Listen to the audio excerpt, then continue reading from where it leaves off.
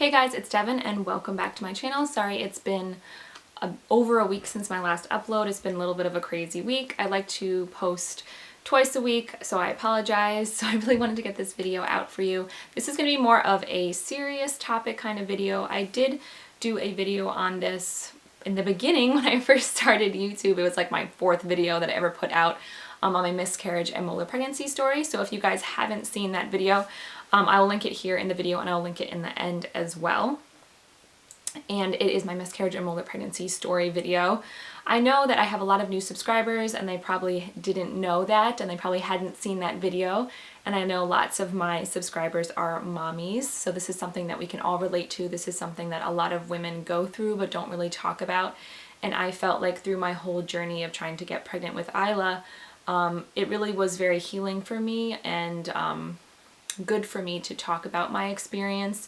And ever since I've been open about that, whether on YouTube or with my family, with my friends, I've had women in my life, whether it's a friend or a family member, that have approached me because they were going through something similar and they felt comfortable talking to me about it because they know I had gone through it myself. And that made me feel good that they were comfortable enough to talk to me about that. And I know when I was going through everything, I remember feeling a little bit lost and going on YouTube for people that were going through similar experiences, because I think that that's really what helps us through those struggling times, is when we see other people that have experienced the same or have felt the same. So I really wanted to put this video out for you guys.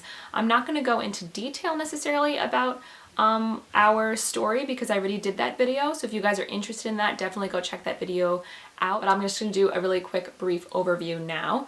So my son was 1 year old when we tried to start having our second child. We got pregnant. We were able to see the heartbeat, and at about 3 months we lost that baby. We ended up getting a D&C. And a month later, I was kind of starting to feel a little bit better and more like myself, and I wanted to start taking care of myself again before we started trying for the next time. So I went to the gym and I ended up bleeding like crazy, and they called an ambulance and they had to bring me to the local hospital, and come to find out that during the D&C they didn't take everything out like they were supposed to. So my body was basically miscarrying all over again. So that kind of put me in another emotional tailspin. And about 3 months later, I believe, we got pregnant again. And it turned out to be a molar pregnancy. And for those of you who don't know what that is, it's basically the baby doesn't form properly and it turns into a tumor and it's growing. I had what's called a complete mole. So I did a D&C again, but that's a little bit more complicated of a loss. So they had to make sure that all my hormone levels went back down to 0 because it can turn cancerous. So I had blood work every week for a prolonged period of time. It was up until 10 months when they gave me the okay to start trying again 10 months later. So sometimes you end up having to get chemotherapy if it doesn't go back down to 0 on its own. So it's kind of a scary type of loss, and I was nervous to try again. We did end up getting pregnant maybe a month after we got the okay, and I got a positive pregnancy test, and then a week later I got my period, so that was a chemical pregnancy. So needless to say, I had a lot of different emotions going on. I started becoming afraid to try again. I think when you've had losses, especially multiple losses, you fear that that's going to happen again. My pregnancy with Cullen, I had no issues. I was 25 years old. I was healthy. I never had one issue during that pregnancy. So the second time around, I had that same mindset. Like, I'm 27, I'm healthy, or 26, I don't remember how old I was. I think I was 27. But anyway, I was healthy, I was young, I worked out, I ate healthy. It wasn't going to happen to me. How can it possibly happen to me? It just wasn't on my radar. So when it happened, I was so shocked and overwhelmed. And after that, I started becoming afraid. When I had my molar pregnancy, that time, I, started getting nervous every single time I went to the bathroom. I was afraid I was going to see blood. I got anxious. I didn't allow myself to get attached because I was afraid that I was going to lose this baby again. And then with the chemical pregnancy, when I got that positive, I was skeptical again, because even more so because I had 2 losses, and I was skeptical and afraid again to allow myself to get attached to that pregnancy. When you get a positive pregnancy test for the first time as a woman, you immediately get attached to that child, to that baby. You are eating healthier, you're taking prenatal vitamins, you're working out, you're drinking more water, you're doing all these things to take care of yourself because you're nurturing that child inside of you. You're like already mothering, you're already parenting, and you already have that bond and that love that you're developing. So to have lost that multiple times, you start kind of protecting your heart because you don't want to get attached to that baby all over again. Anyway, I remember, in general, I tend to be a very positive person, a very glass half full type of person. And after the first one, I quickly, I'm going to pick myself up and everything's going to be okay and I'm going to get pregnant again and everything's going to be good. I'm going to eat healthy and do this and do that. But getting knocked down and knocked down and knocked down after that, I started getting negative and I started getting fearful and worried. And, I think that's natural to a certain extent. And I think it's okay to give yourself a little time to mourn and be sad. I'm not by any means saying that you have to snap out of it right away and just be joyful and try again because you lost your child. And I was devastated and I was mourning, and I think that that's natural to give yourself that time. But I remember watching this YouTube video.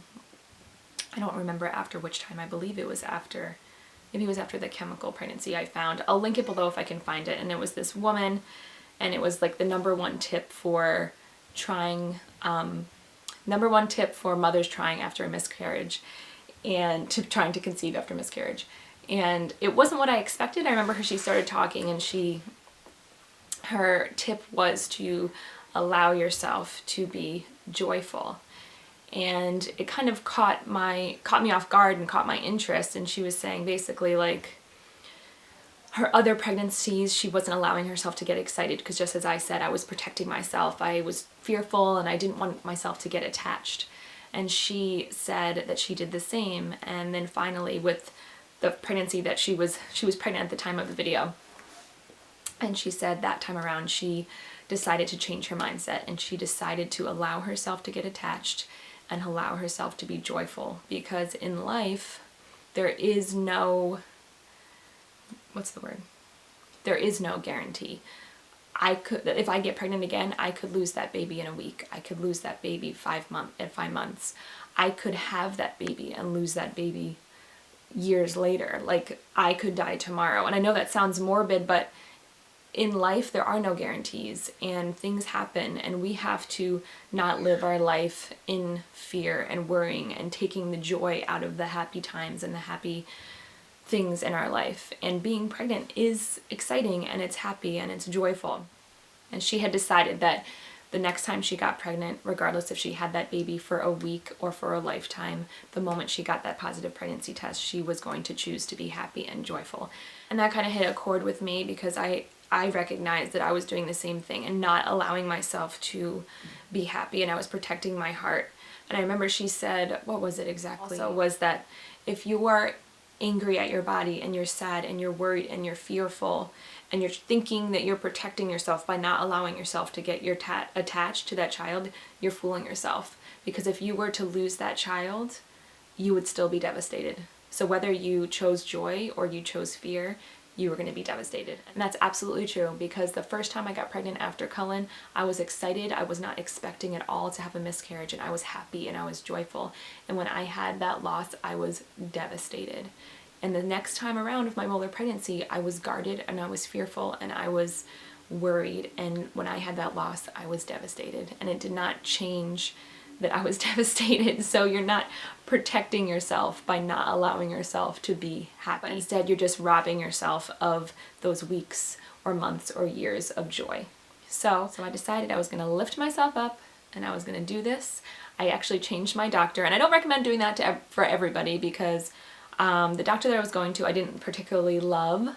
And I had a couple friends that were telling me about this doctor and this midwife that it was actually more local to me that they loved. So I made an appointment with her and I met with her, and we went. She was part of the same group, so she had all of my charts and my information, and I told her my whole experience and my story, and she just talked to me for a good 45 minutes. She was awesome. And she said, Devin, I looked at your chart, I looked at your blood work, I looked at your test results. There is nothing wrong with you. What you went through was terrible, but all it was bad luck. She's like, there's nothing wrong with you. You need to go home, you need to relax, you need to start worrying, you need to have a glass of wine, and you need to start trying. You're gonna have another baby. And I remember her telling me that, and it just like, this weight came off. And it made me feel so much better hearing someone tell me that. So between that and the video, I kind of left with this more positive outlook, and I was looking at things more positively myself. And I ended up getting pregnant within the next month or two. And, you know, I'm not gonna lie, I was a little, you know, nervous at times, but I did allow myself to be happy, and I allowed myself to picture that baby. And I remember after seeing the first heartbeat, I was so excited. But at the same time, I remembered my first miscarriage, I still heard that heartbeat. So, you know, I still kind of was a little nervous, but I allowed myself to be excited and joyful. Then we went for an ultrasound and I saw her, and I think that was at 14 weeks. And it was after that I totally let go and let myself get excited and be joyful and be happy. And now she is almost...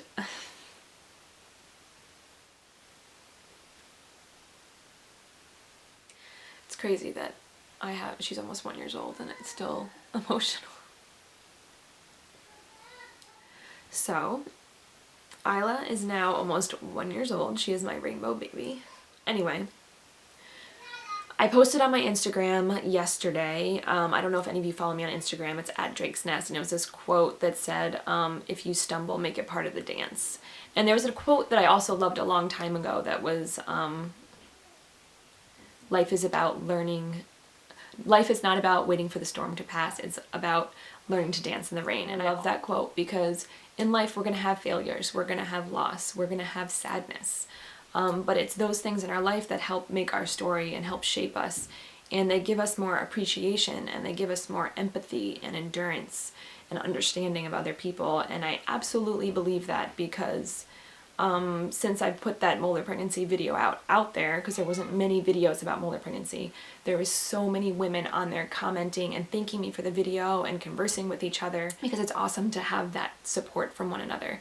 And if I didn't go through what I went through, not that I wish that upon anyone, and I wish I didn't have to go through it myself, but I did go through it, and now it helps me to have more empathy and understanding for other people that are going through the same. And you become part of this club of women that can help each other and build each other up and help each other get through that hard time in our lives. So, I'm obviously not a doctor, I'm not a professional.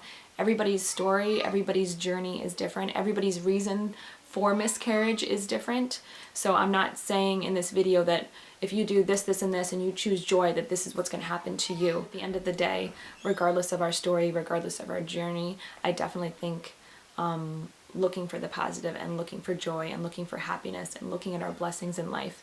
After my losses, I remember thinking, you know, I have a perfectly healthy little boy, and I have a loving husband, and I have a roof over my head and food in my stomach and a puppy on my lap. And there's a lot of things in my life that I am so grateful for. And I was trying to focus on that. And if I was only meant to have one perfect little boy, then that's what I was meant to have. So that's all this video is meant to say, is to look for our blessings, look for the joy in our lives, focus on that. Easier said than done, I am aware. So I wish you guys all the best on your journey on trying to conceive, or if you guys have had any experiences of your own from miscarriages, from losses, molar pregnancies, ectopic pregnancies, whatever it is, leave it in the comment section below. Let's also make this another video where women can talk and relate to each other and support one another in their journeys as well. If you're not subscribed to my channel, please subscribe for future updates. I'd love to have you guys. And if you're already subscribed, welcome back, and I'll see you guys next time.